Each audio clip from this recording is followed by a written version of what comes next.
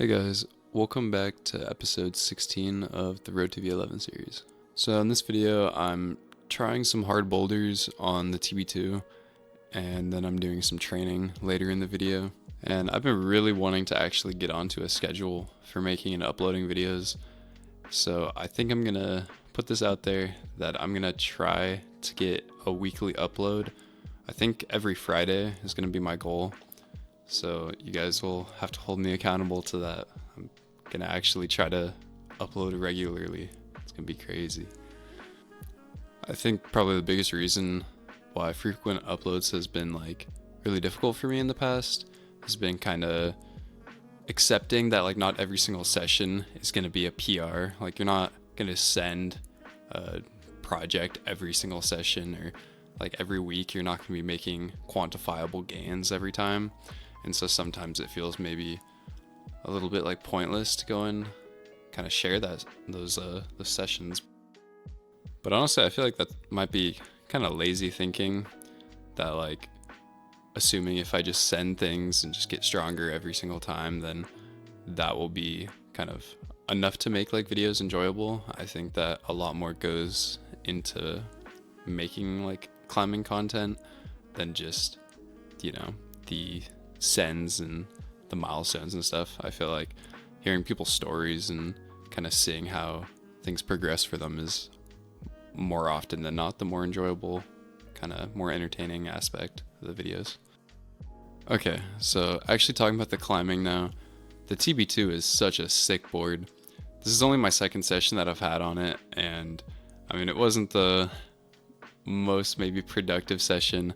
I was really just trying a lot of the hard kind of V10 and I think maybe some V11s in here, and it was just really fun to go and pull on stuff and try hard in this style, because all the holds are pretty good, but I mean, you can see here I'm just slipping off.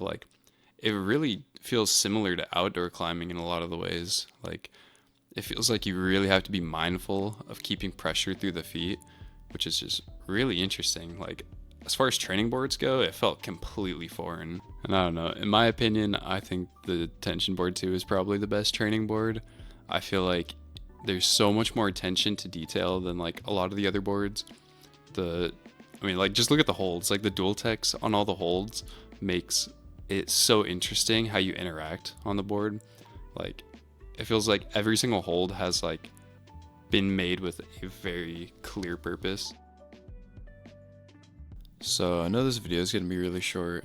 I don't really plan for that to be the case. Even with the weekly uploads, I still want to kind of shoot for at least 10-minute long videos, but I really didn't get a lot of recordings from actually trying climbs in the first session for this week. So I'm still trying to find a good schedule for being a route setter, climbing, and then also trying to get some training in. And for this session, I really just wanted to hit auxiliary. It was kind of more like a rest day. I didn't climb or anything, but I've been feeling like I've been developing some kind of muscle imbalances, kind of weak spots. I feel like I've been having some issues with my shoulders and the muscle between my shoulder blades. So I was trying to kind of hit those areas because I think they're pretty weak. I used to do shoulder press and bent over rows in the past, and I feel like I didn't really have issues with my shoulders then, so I started trying to do those again.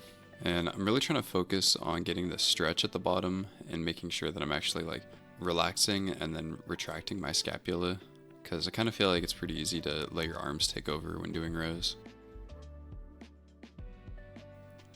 So I'm not really actually sure what this is called, like a wrist roller or something like that, but I'm really just trying to hit the extensors on my forearms, because I feel like climbing mostly works the flexors, so just trying to kind of eliminate any imbalances. I mean, if you're literally pulling and engaging your finger flexors every time you're climbing and you're never hitting your extensors, that's bound to go and lead to some issues. So trying to go and be a little bit proactive with that.